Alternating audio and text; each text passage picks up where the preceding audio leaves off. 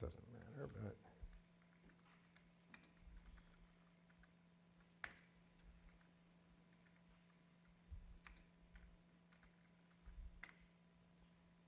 so here's a procedure called plural.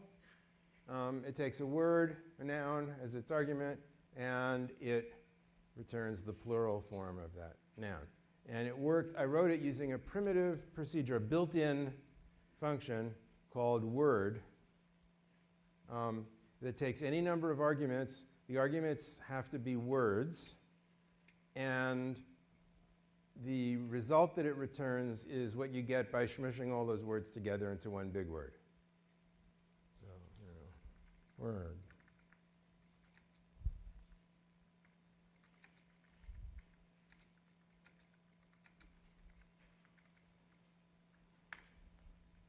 Smush them all together, okay?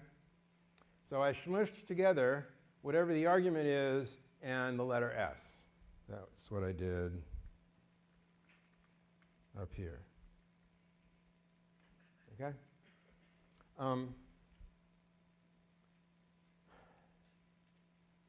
Notice that the formal parameter in this definition is WD. That's supposed to remind me that this is a function of words, that the input is supposed to be a word. I didn't call it WORD because had I done that, I would not have been able to use the word procedure in here. Because the name WORD can only be the name of one thing at a time, or one thing in one place anyway. And inside this procedure, if I had used WORD as its formal parameter, then whenever I said WORD, scheme would give me the actual argument value instead of giving me the word primitive. Okay? So just don't use names of primitives as formal parameters. But otherwise, you can do anything you want. You can call them x, as I did in the square function. Let me try to discourage you from calling your arguments x all the time, because it leads you to forgetting what kind of argument this particular function needs. Okay? That's probably my last word about programming style, which is not what this course is about. Okay. The problem with this procedure, plural, is that it only works sometimes.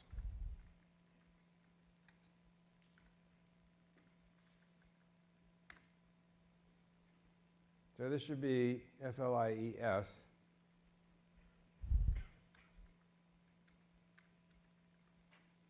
Whoops, that's not what I meant.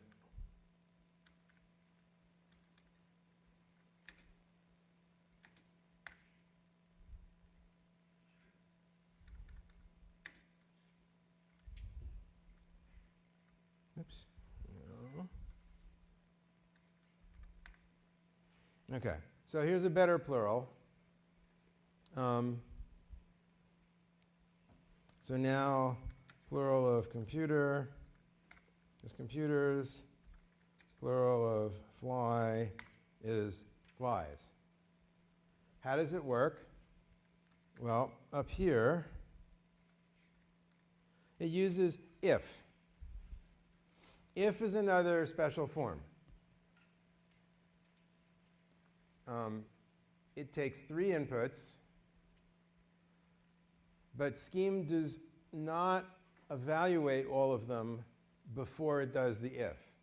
It evaluates the first one. In this case, it evaluates equal question mark last word quote y. So in other words, I'm asking the question, is the last letter of my argument word equal to y?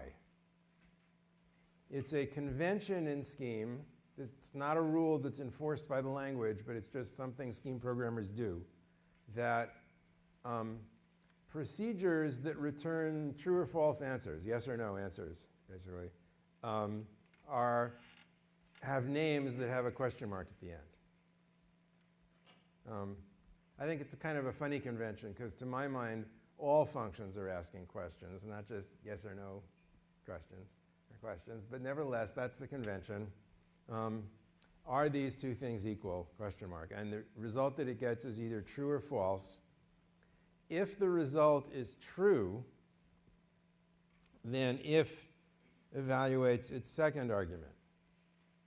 So if the last letter is y, then I take all but the last letter. So if the argument was fly, I get FL. And I take the quoted word IES and use the word function to stick those together, and I get FLIES. So that's what happens if the last letter is y. If the last letter isn't y, then we just take the word and stick an S on the end. Okay, questions about how if works?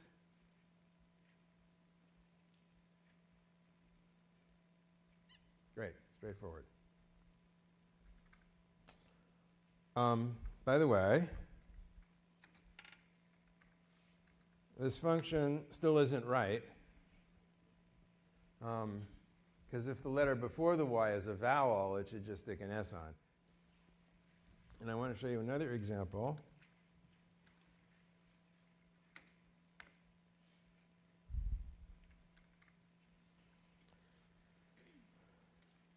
Okay, who speaks Pig Latin? Man, my 5th graders speak Pig Latin. Pig Latin, well, I'll show you. To convert a word to Pig Latin, whoops. Oh, I didn't load it. Sorry.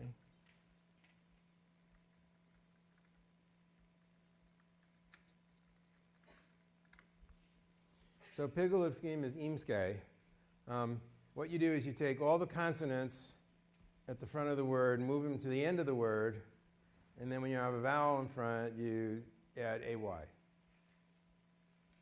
So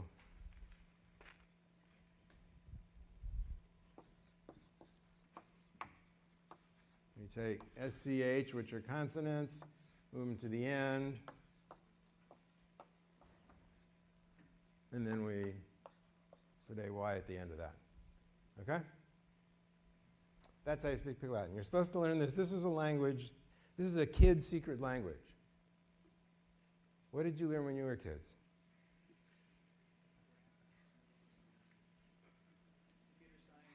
Computer science. Oh, sorry. I guess you're probably even too young for ubby-dubby, huh? Okay. Oh, well. This used to be a secret language for kids to say things without their parents understanding it. But these days, apparently, it's a secret language for parents to say things without their kids understanding, or their grandchildren, or whatever. Okay. So how does this program work? Here's Piggle. It takes a word as an argument. It does an if. PL done, question mark, of word. So I defined a helper function. PL done, question mark, is 3 lines down from where the cursor is. And it asks the question, is the first letter a vowel? Okay. If the first letter of the word is a vowel, then what we have to do is quite simple. We just stick AY on the end.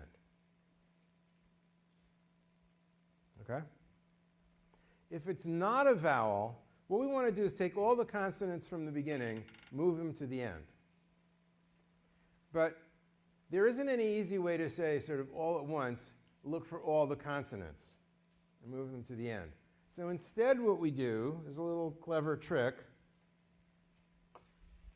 We're just going to move one consonant to the end. So if I start with scheme, I'm going to move the S to the end and get cheems. Well, this is not the Pig Latin of scheme, but it's a step in the right direction. Because now I can take Pig Latin of this. Pig Latin of this word is the same thing as Pig Latin of this word. And this one's a little easier to take the Pig Latin of, because this has 3 consonants in front, and this only has 2 consonants in front. So if I take Pig Latin of this, we run the same Pig Latin procedure. Does it start with a vowel? No, it doesn't. Move the first letter to the end. Heemsk. Take Pig Latin of that. Does it start with a vowel? No, it doesn't. Move the first letter to the end. Heemsk. Take Pig Latin of that. Does it start with a vowel? Yes, it does. So we return Heemsk. All right? So how does that work? Well, in this next line here, let me move in here a little bit. What does this expression say? It says take all but the first letter of the word, and then take the first letter of the word and combine those together. So if it were word first of wood, but first of wood, then we'd get just what we started with.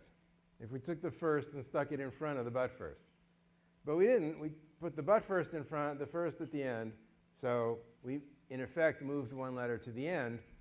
But the important part of this example is that we call piggle of that.